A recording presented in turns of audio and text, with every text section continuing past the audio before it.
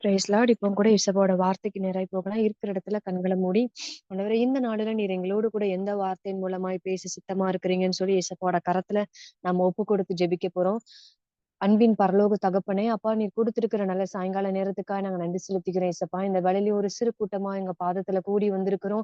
இவ்வளவு நேரம் உங்களை ஆராதிக்க கிருபை பாராட்டி இருக்கிறீங்க. ஜெபிப்பதற்கும் உமக்காய் அநேக காரியங்களை செய்த மனிதர்களை குறித்து கேட்பதற்கு என் தேவன் நீர் ஏற்படுத்தி கொடுத்த நல்ல நேரத்துக்காக நன்றி செலுத்திக்கிறோம்ப்பா. இந்த வேளையிலையும் கூட நீர் எங்களோடு கூட பேசும்படியாய் கூட இந்த இடத்துல வந்திருக்கிறோம். பரிசுத்த ஆவியானவர் தாமே எங்களோடு கூட பேசும்படியாய் இடைப்படும்படியாய் ஜெபிக்கிற ஆண்டவரே, நீர் எங்களோடு கூட இடைப்படுங்க. உங்க வார்த்தை கிரியை செய்யட்டும். இயேசு கிறிஸ்துவின் நாமத்தில் ஜெபிக்கிறோம் ஜீவனுள்ள நல்ல பிதாவே, ஆமீன். கையில பைபிள் இருந்துச்சுன்னா எடுத்துக்கலாம். சங்கீதம் 34வது அதிகாரம் 8வது வசனம். எல்லாருக்கும் நல்லா தெரிந்த ஒரு வசனம். சங்கீதம் 34:8வது வசனம். கர்த்தர் நல்லவர் என்பதை ருசித்து பாருங்கள். இந்த வசனத்துலதான் எனக்கு ஆண்டவர் கற்றுக் கொடுத்த ஒரு சில காரியங்களை மாத்திரம் இன்னைக்கு நம்ம ஷேர் பண்ணிட்டு நம்ம ஜோம் பண்ணி இந்த இடத்த விட்டு கடந்து செல்ல போறோம். இந்த வார்த்தையை வாசிக்கும் போது நமக்கு ஒரு விஷயம் நல்லா புரியும். கர்த்தர் நல்லவர் என்பதை ருசித்து பாருங்கள் சொல்லும்போது, நார்மலா ஒரு டேஸ்ட் நல்லா இருக்கு அப்படின்னா அதை பர்சனலா எத்தனை பேர் நம்ம அதை ரியலைஸ் பண்றோமோ, பர்சனலா அது எத்தனை பேர் தனிப்பட்ட விதத்துல ருசித்து பார்க்கிறோமோ, அப்பதான் அதனுடைய அந்த பொருளினுடைய தன்மை என்னதுன்னு நம்மளால புரிந்துக்க முடியும். யாரோ ஒருத்தவங்க சாப்பிட்டுட்டு இந்த பழம் நல்லா இருக்குன்னு சொன்னா, அது நம்ம சாப்பிடாம நம்ம ருசி பார்க்காம நம்மளால அந்த சுவையை நம்மளால ரியலைஸ் பண்ண முடியாது. அதே மாதிரிதான் ஏசப்பா எவ்வளவு நல்லவர் அப்படிங்கிறத நாம ருசி பார்த்தால் மாத்திரம்தான் நம்மளால சொல்ல முடியும் அவர் நல்லவர் அப்படின்னு சொல்லி. இல்லைன்னா நார்மலா எத்தனையோ பேர் எனக்கு ஆண்டவர் இதை செஞ்சாங்க, அதை செஞ்சாங்க, ஏசப்பா எனக்கு இப்படி ப்ராமிஸ் பண்ணாங்க அப்படின்னு சொல்லி நிறைய பேர் சொல்றதை கேட்கும் போது வெளியே இருந்து பார்க்கிறவங்களுக்கு சும்மா இவங்க ஏதோ சொல்றாங்க அப்படின்னு சொல்லி தோணும். ஆனா பர்சனலா எத்தனை பேர் நம்ம அவருடைய அன்பை ருசிச்சிருக்கிறோமோ, அவருடைய கிருபையை ருசிச்சிருக்கிறோமோ, அவர் நம்ம மேல வைத்திருக்கிற தயவை ருசிச்சிருக்கிறோமோ, அவங்களால மாத்திரம்தான் சொல்ல முடியும் ஏசப்பா ரொம்ப நல்லவர் அப்படின்னு சொல்லி. அப்படி ருசித்தவர்கள் தான் இந்த கான்ஃபரன்ஸ்ல வந்து நம்ம உட்கார்ந்துருக்கிறோம். ஒவ்வொரு நாளும் அவரை ருசி பார்த்து, ஒவ்வொரு நாளும் அவரோட அன்பை நம்ம டேஸ்ட் பண்ணி, ஒவ்வொரு நாளும் அவருடைய கிருபையை நம்ம பார்த்து, இன்னைக்கு இந்த நிமிஷம் வரைக்கும் அவருடைய கிருபையினால இந்த இடத்துல வந்து இருக்கிறோம்னு சொல்லி நம்ம டேஸ்ட் பண்ணதுனால இன்னைக்கு நம்மளால தைரியமா சொல்ல முடியும், கர்த்தர் நல்லவர் என்பதை நாங்க ருசிச்சிருக்கோம் அப்படின்னு சொல்லி. அதனால இந்த வார்த்தை, இந்த அனுபவம், இந்த ஒரு எண்ணம் நமக்குள்ள இருந்து வரணுங்கிறதுக்காக தான் அவர் மரணத்தை ருசி பார்த்தார் அப்படின்னு சொல்லி அந்த எபிரேயர்ல அழகா ஒரு வசனம் சொல்லப்பட்டிருக்கும். எபிரேயர்ல பாத்தீங்கன்னா 2வது அதிகாரத்துல 9வது வசனத்துல போடப்பட்டிருக்கும். என்றாலும் தேவனுடைய கிருபையினாலும் ஒவ்வொருவருக்காகவும் மரணத்தை ருசி பார்க்கும்படிக்கு அப்படின்னு சொல்லி ஒரு வார்த்தை. அவர் எவ்வளவு நல்லவர் அப்படிங்கறத வெளிக்காட்டுறதுக்காக நிறைய நேரங்கள்ல ஏசப்பா நம்மளுக்கு வெளிப்படுத்தி இருக்கிறாங்க. நிறைய நேரங்கள் நம்ம புரியாம இருந்திருக்கிறோம். ஆனாலும் கூட பாவிகளா இருக்கும்போது கூட நமக்காக அவர் மரணத்தை ருசி பார்த்து, அவர் எவ்வளவு அன்புள்ளவர், அவர் எவ்வளவு கிருபை உள்ளவர், அவர் அவர் மட்டும்தான் உண்மையானவர் அப்படிங்கிறத காண்பிக்கும் பொருட்டு நம்ம ஒவ்வொருவருக்காகவும், அதாவது ஒரு சிலருக்கு மாத்திரம், கிறிஸ்தவர்களுக்கு மாத்திரம் அப்படின்னு சொல்லப்படாம ஒவ்வொருவருக்காகவும் அவர் மரணத்தை ருசி பார்த்தார் அப்படின்னு சொல்லி நம்மளுக்கு பைபிள்ல சொல்லப்பட்டிருக்கு.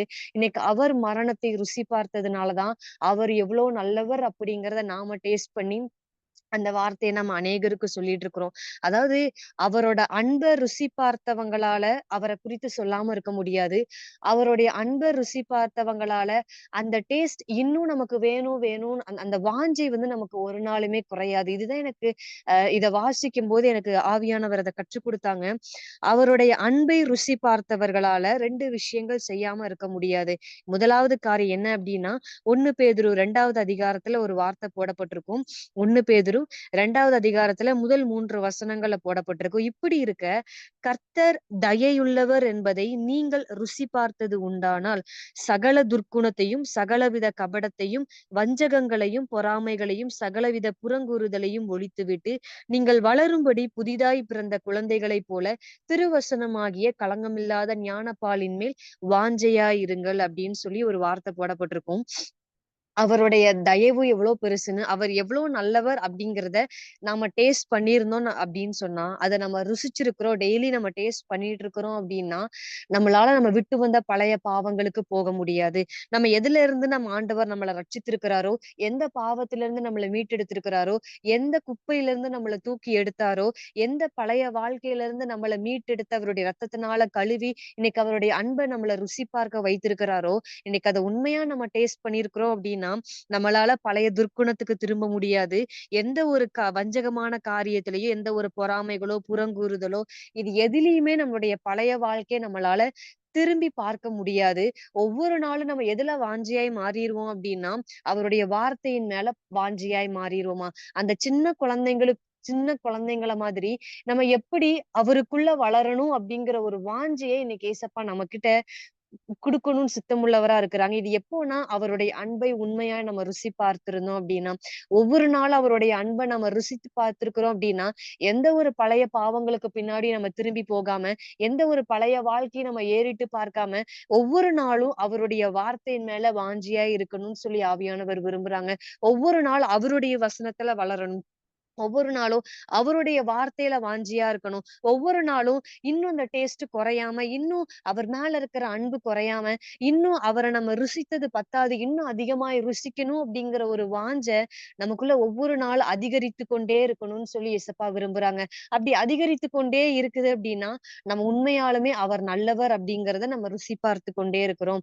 அப்பனாதான் அவர் அவர் மேல இருக்கிற அன்பு குறையாம, அவர் நம்ம மேல வைத்திருக்கிற தயவு குறையாம, இன்னும் அவருக்குள்ள நம்மளால ஈஸியாய் வளர முடியும். அவர் நம்மகிட்ட விரும்புகிறது என்னன்னா, அவர் நமக்காக மரணத்த ருசி பார்த்தாரு. இன்னைக்கு அவர் நல்லவர் அப்படிங்கிறத நம்ம ருசி பார்த்திருக்கிறோம்னா, நம்ம அந்த பழைய பாவங்களுக்கோ, பழைய வாழ்க்கைக்கோ, விட்டு வந்த காரியங்கள் எதையுமே பின்னாடி திரும்பி பார்க்காம, ஒவ்வொரு நாள் அவருடைய வார்த்தையில, ஒவ்வொரு நாள் அவருடைய வசனத்துல, ஒவ்வொரு நாள் அவருடைய கற்பனைகள்ல, ஒவ்வொரு நாள் அவர் நமக்கு கற்றுக் குடுத்திருக்கிற ஒரு காரியத்தையும் இந்த வேதாகமத்துல ஏசப்பா நம்மளுக்கு எதெல்லாம் செய்யணும், எத செய்யக்கூடாதுன்னு சொல்லி அவர் என்னென்னலாம் நமக்கு கற்றுக் குடுத்திருக்கிறாரோ, அந்த காரியத்த ஒவ்வொரு நாளும் அதன் மேல வளருகிறவர்களாய், அதுல இன்னும் நம்ம ஊறி போகிறவர்களாய், அதுல இன்னும் வாஞ்சையா இருக்கணும்னு சொல்லி ஏசப்பா விரும்புறாங்க. அப்படி இருக்கிறோம் அப்படின்னா, உண்மையாலுமே அவர் நல்லவர் அப்படிங்கிறத நம்ம ஒவ்வொரு நாளும் ருசி பார்த்திருப்போம். 2வது காரியம், ஒவ்வொரு நாளும் அவருக்குள்ள நம்ம வளரும்போது, ஒவ்வொரு நாளும் இன்னும் அவருக்குள்ள நம்ம வேர் பற்றும்போது, அந்த வாஞ்சை என்ன ஆகும் அப்படின்னா, அவர பற்றி சொல்லாம நம்மளால இருக்கவே முடியாது. இதுதான் பேதுருவோட வாழ்க்கையில நடந்துச்சு. இதுக்கு முன்னாடி அநேக நேரங்கள்ல மறுதலித்தாரு. நெறைய நேரங்கள்ல முன்னாடி முன்னாடி வந்து நெறைய விஷயங்கள் செய்தாரு. ஆனா என்னைக்கு அந்த பரிசுத்த ஆவியானவர பெற்றுக்கொண்டாரோ, என்னைக்கு அந்த அபிஷேகத்த அவர் பெற்றுக்கொண்டாரோ, அந்த கிறிஸ்துவை அவர் எப்படியாய் வெளிப்படுத்த ஆரம்பிக்கிறார்னா, அவர் எவ்வளோ உபத்திரவங்களுக்குள்ள போனாலும், எவ்வளோ கடினமான பாதைகள சந்தித்தாலும், எவ்வளோ அடிகள், எவ்வளோ பேச்சுக்கள், எவ்வளோ போராட்டங்கள பார்த்தாலும், அவர் வாயிலிருந்து புறப்பட்ட ஒரு வார்த்தை என்னன்னா, அப்போஸ்தலர் 4வது அதிகாரத்துல அழகா ஒரு வசனம் சொல்லப்பட்டிருக்கும். அவங்கள வந்து நெறைய துன்புறுத்துறாங்க, அடிக்கிறாங்க. எத்தனையோ பேரு என்னென்னலாமோ பேசுறாங்க. ஆனா, அவன் அந்த பேதுருவோட நாவுலருந்து புறப்பட்ட ஒரு வார்த்தை என்னன்னா, அந்த 4வது அதிகாரம் 20வது வசனத்துல சொல்லப்பட்டிருக்கும். "நாங்கள் கண்டவைகளையும், கேட்டவைகளையும் பேசாமல் இருக்கக்கூடாதே என்றார்கள்" அப்படின்னு சொல்லி. இதுக்கு முன்னாடி பேதுருவோட வாழ்க்கை எப்படி இருக்குதுன்னா, ஏசப்பா கூடவே தான் இருக்கிறாரு. ஏசப்பா கூடவே தான் பயணிக்கிறாரு. நெறைய வார்த்தைகள் கூடவே இருந்து கற்றுக்கொள்றாரு. ஆனா, நெறைய நேரங்கள்ல என்ன பண்ணிட்டாருன்னா, அவர ஏசப்பாவ விட்டு பின்வாங்கி போனவராய் போயிட்டாரு. ஆனா, ஒரு நாள் ஆண்டவரோட சமூகத்துல கூடி வந்தாங்க எல்லாரும். பரிசுத்த ஆவியானவரோட அபிஷேகத்த பெற்றுக்கொண்டாங்க. அவங்க இழந்து போன அந்த அழைப்பை இழந்து போன எல்லா காரியத்தையும் மீண்டுமாய் புதுப்பித்துக் கொண்டாங்க. புதுப்பித்துக் கொண்டதுக்கப்புறம், இதுக்கப்புறம் அவங்களுடைய அனுபவம் எப்படி மாறிருச்சு அப்டின்னா, அவர் மேல இன்னும் ஒரு வாஞ்சை, அவர் மேல இன்னும் ஒரு அன்பு, அவருடைய அன்பு எவ்ளோ பெருசுன்னு அவங்க ருசி பார்த்ததுனால, திருப்பி அவங்களால எதெல்லாம் பார்த்தாங்களோ, எதெல்லாம் கேட்டாங்களோ, எதெல்லாம் ஏசப்பா கூட பயணிக்கும்போது எதெல்லாம் கற்றுக்கொண்டாங்களோ, அத குறித்து அவங்களால எந்த இடங்கள்லயுமே சொல்லாம இருக்கவே முடியல. அவங்க அடிபட்டாலும் சரி, சிறையில அடைக்கப்பட்டாலும் சரி, எத்தன பேர் கல்லெறிய வந்தாலும் சரி, எத்தன பேர் கொலை செய்வதற்கு திட்டம் தீட்டினாலும் சரி, அவங்க சொல்லுகிற ஒரு வார்த்தை, "நாங்கள் கண்டவைகளையும், கேட்டவைகளையும் எங்களால பேசாம இருக்க முடியாது. எங்களால பேசாம இருக்க முடியாது" அப்படின்னு சொல்லி ஒவ்வொரு நாளும் ஆண்டவருடைய வார்த்தைய அவங்க கற்றுக்கொண்ட காரியங்கள தொடர்ந்து தைரியமாய் பிரசங்கம் பண்ண ஆரம்பித்தாங்க. இந்த பிரசங்கம் பண்ணுகிற ஒரு இந்த இந்த ஒரு தாட் எப்படி வந்துச்சு அப்படின்னா, ஆண்டவர் நல்லவர் என்பத ருசித்ததுக்கு அப்புறம், அவர் மேல இருந்த ஒரு வாஞ்சை பேதுருக்குள்ள அதிகரிக்க ஆரம்பிச்சது. அந்த அப்போஸ்தலர்களுக்குள்ள அதிகரிக்க ஆரம்பிச்சது. அந்த வாஞ்சை தான் அவங்கள என்ன பண்ண ஆரம்பிச்சுச்சுன்னா, சும்மா இருக்க விடாம எல்லா இடங்களையும் ஆண்டவர குறித்து பிரசங்கம் பண்ண வச்சது. எல்லா இடத்துலயும் அவரை குறித்து போற இடங்கள் எல்லாம் சொல்ல வைத்தது.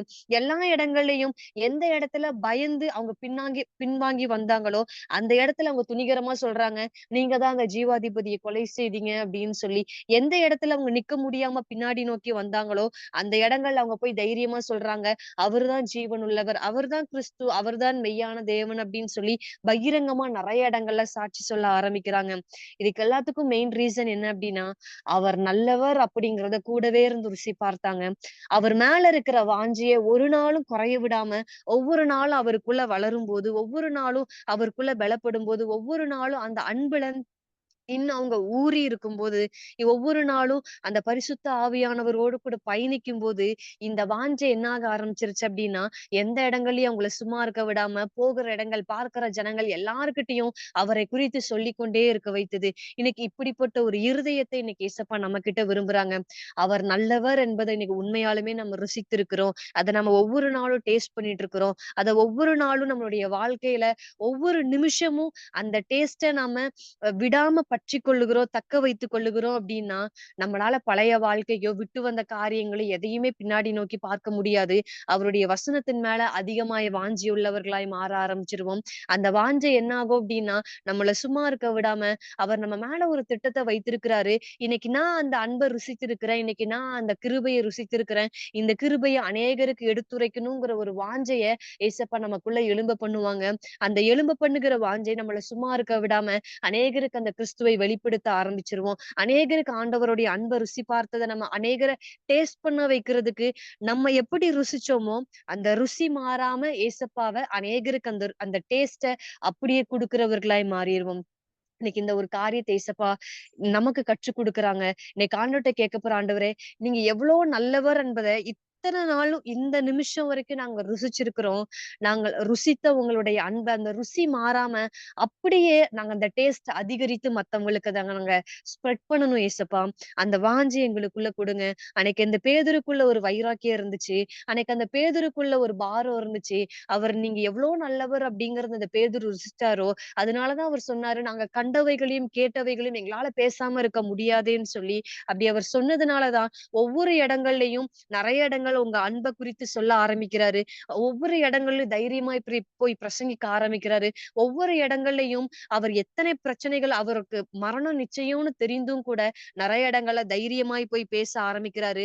இன்னைக்கு அப்படிப்பட்ட ஒரு வைராக்கியம், அப்படிப்பட்ட ஒரு வாஞ்சை, இன்னைக்கு நாங்க ருசித்த உங்களுடைய அன்ப இந்த ருசி மாறாம அநேகருக்கு எடுத்துரைக்கிற பாத்திரமா இன்னைக்கு எங்கள மாத்திருங்கன்னு சொல்லி கேட்க போறோம். ஒருவேளை இன்னைக்கு நம்ம உண்மையா கேட்போம் அப்டின்னா, அவர் நமக்காய் மரணத்தை ருசி பார்த்ததுனால, க அவர் எவ்வளோ நல்லவர்ங்கிறத நாம டேஸ்ட் பண்ணியிருக்கிறோம். இந்த டேஸ்ட்ட மாறாம அநேகருக்கு அந்த சுவைய அதிகரித்து குடுக்கிற பாத்திரமாய், அந்த ருசி மிகுந்த பாத்திரமாய், அந்த திராட்சரசம் வெறும் தண்ணீரா தான் இருந்துச்சு. ஆனா அது மற்றவர்களுக்கு குடுக்கும்போது ருசி மிகுந்ததாய் மாறுச்சு. நெறைய பேர் சொன்னாங்க, "இது இது எவ்வளோ நாள் எங்க இருந்துச்சுன்னு?" சொல்லி கேட்டாங்க.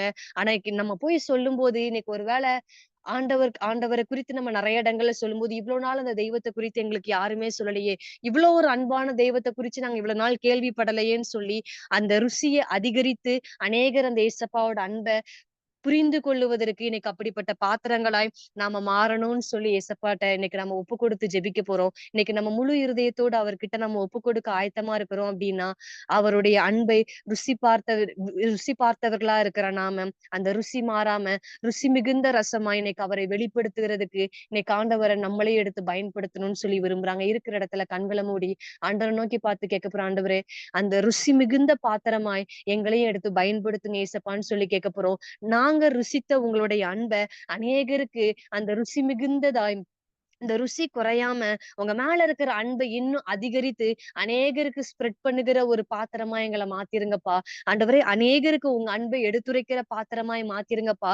இதுவரைக்கும் எவ்வளவு நன்மைகளை எங்க வாழ்க்கையில நாங்க பெற்றுக் கொண்டிருக்கிறோமோ, எத்தனை நன்மைகளை, எத்தனை அனுபவங்களை, எத்தனை கிருபைகளை இன்னைக்கு எங்க வாழ்க்கையில நாங்க ருசித்திருக்கிறோமோ, அந்த ருசி மிகுந்த காரியத்தை இன்னைக்கு அநேகருக்கு எடுத்துரைக்கிற பாத்திரமாய் எங்க வாழ்க்கையில நடந்த சாட்சிகளை அநேகருக்கு நாங்க சொல்லும்போது, இன்னும் உங்க மேல இருக்கிற அன்பு அதிகரிக்கும்படி அநேகர் உங்களை ஏற்றுக்கொள்ளுவதற்கு எங்கள ஒரு பயனுள்ள கருவியாய் மாத்திருங்க ஏசப்பான்னு சொல்லி கேட்கும்போது, இன்னைக்கு நம்மளுடைய வாழ்க்கை அநேகருக்கு பயனுள்ள பாத்திரமாய், அநேகர் நம்ம மூலமாய் ஆண்டவரை குறித்து அறிந்து கொள்ளுவதற்கு நம்மள ஒரு கருவியா எடுத்து பயன்படுத்துறதுக்கு ஏசப்பா சித்தமுள்ளவரா இருக்கிறாங்க.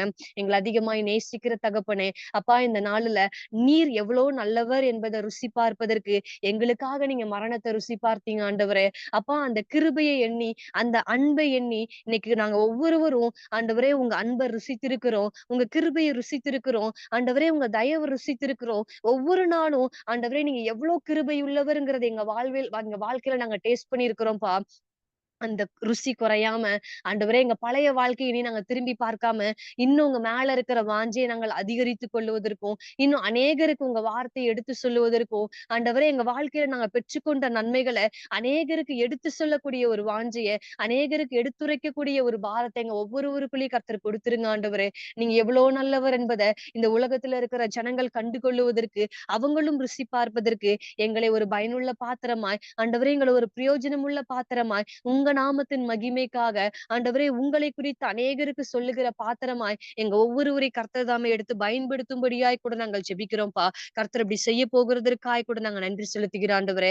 எங்க வாழ்க்கை மூலமா, எங்க சாட்சிகள் மூலமா இன்னும் அநேக ஜனங்கள் ரட்சிக்கப்பட, இன்னும் அநேக ஆத்துமாக்கள் உங்க அன்பை ருசி பார்க்க என் தேவன் எங்களை எடுத்து பயன்படுத்துங்க ஏசப்பா. நீங்க அப்படி செய்ய போகிறதற்காய், எங்க மூலமா உங்க நாமத்தை நீங்க மகிமைப்படுத்த போகிறதற்காய் நன்றி செலுத்துகிறோம். எங்க ஒவ்வொருவரையும் உங்க கரங்களுக்குள்ள தாழ்த்தி ஒப்பு கொடுத்து ஜெபிக்கிறோம்ப்பா. இன்னும் உங்க மேல இருக்கிற வாஞ்சிய பெருக பண்ணி குடுங்க.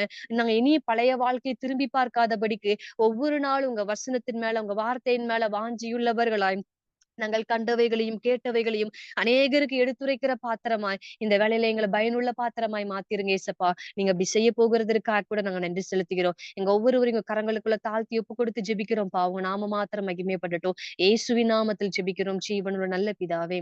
ஆமென். என் ஆத்துமாவே கர்த்தரை ஸ்தோத்திரி, என் முழு உள்ளமே அவருடைய பரிசுத்த நாமத்தை ஸ்தோத்திரி. என் ஆத்துமாவே கர்த்தரை ஸ்தோத்திரி. கர்த்தர் செய்த சகல உபகாரங்களையும் என்றைக்கும் மறவாதே. Amen. Thank you. Coming Sunday நமக்கு சங்கரன் கோவில் பகுதியில வச்சு மந்த்லி யூத் ஃபெல்லோஷிப் இருக்கு. ஒருவேளை நீங்க சங்கரன் கோவில் பகுதிகள்ல இருக்கிறீங்க அப்படின்னா, சண்டே மதியம் 3 to 4 நமக்கு அங்க வச்சு ஒரு அங்க இருக்கிற செயின்ட் பால்ஸ் சர்ச்ல வச்சு நமக்கு ஒரு யூத் ஃபெல்லோஷிப் நடக்கும். உங்களுக்கு தெரிஞ்சவங்க இருந்தாலும் அந்த இடத்துல மீட்டிங் குறிச்சு நீங்க ஷேர் பண்ணீங்க. நீங்களும் ஃப்ரீயா இருந்தாலும் அந்த சங்கரன் கோவில் மீட்டிங்ல கலந்துக்கோங்க. Thank you.